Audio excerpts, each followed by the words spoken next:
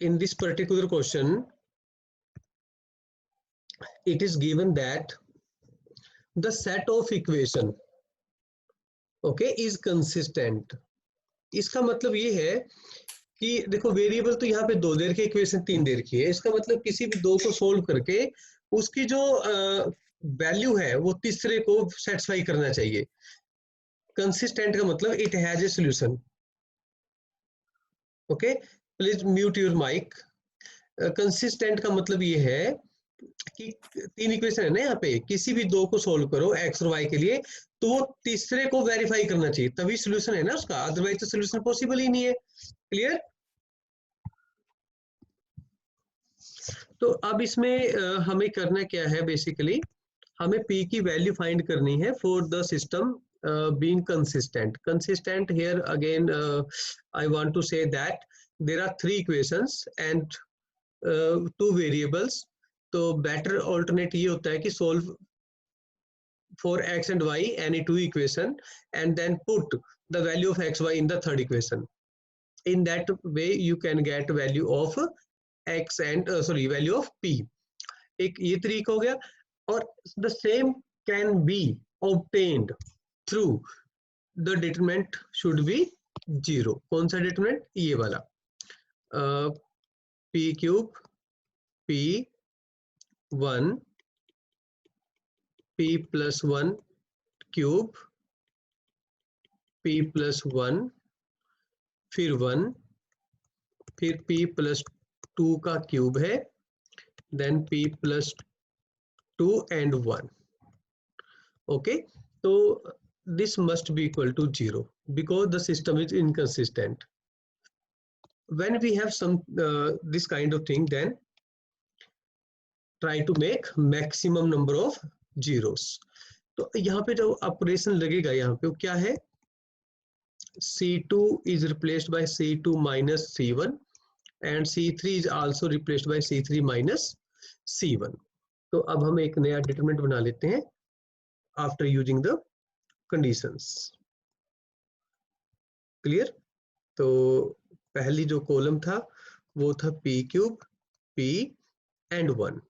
जो second column बनेगा वो बनेगा आपका p प्लस 1 का क्यूब माइनस में p क्यूब, और फिर बनेगा आपके पास p प्लस 1 माइनस में p और ये 0. Instead of p plus 1 minus p, we finally can write 1. Okay. In the third column, we have p plus 2 cube minus p cube, and here it remains 2 and 0. So determinant is equal to 0. Now further we can work here. We can apply C3 minus twice of C1. Either you can do like that, or क्या कर सकते हैं हम, otherwise expand करो आप, expanding along row 3, expanding along row 3 ऐसे. Clear? तो मैं लिख देता हूँ यहाँ पे expanding along row 3, expanding along row 3. तो आपके पास सिस्टम जो बनेगा वो क्या बनेगा, इन दोनों का प्रोडक्ट माइनस इन दोनों का प्रोडक्ट. तो ये बनेगा ट्वाइस ऑफ p प्लस 1 का whole cube minus p cube minus p plus 2 का होल क्यूब माइनस में p क्यूब, ब्रैकेट ओपन. तो अब यहाँ पे हमें करना क्या है, ब्रैकेट्स ओपन करनी है. सिंपल अलजेब्रिक फॉर्मूला लगाओ आप, a प्लस b का होल क्यूब. क्या फॉर्मूला होता है a प्लस b का होल क्यूब का?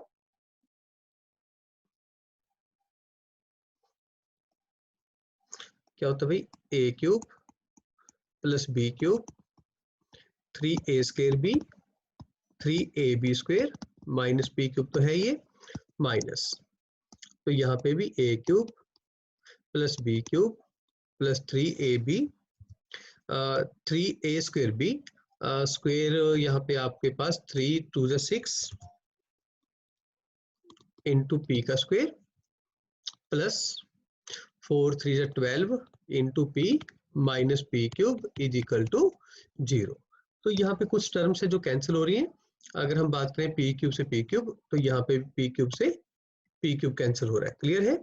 तो अब हमारे पास बचा क्या, ये बना आपके पास 2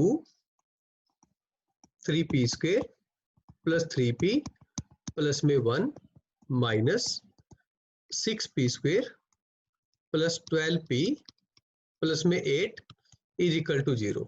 ओके, आप चाहें तो 2 कॉमन ले सकते हो दोनों तरफ से, तो p स्क्वेयर प्लस में 3p प्लस में 1 पहली ब्रैकेट में रह गया माइनस 3p स्क्वेयर प्लस में 6p और प्लस में 4 इक्वल टू 0। तो इससे एक बात ये हुई कि 3p स्क्वेयर से 3p स्क्वेयर भी कैंसिल हो गया।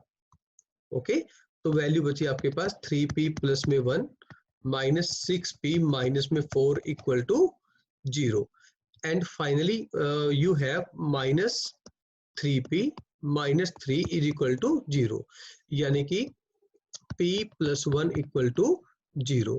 तो फाइनली आपके पास p की वैल्यू कितनी आई, -1। तो p आपके पास -1 आ गया और यही आपका क्या था, रिजल्ट था। The system is consistent when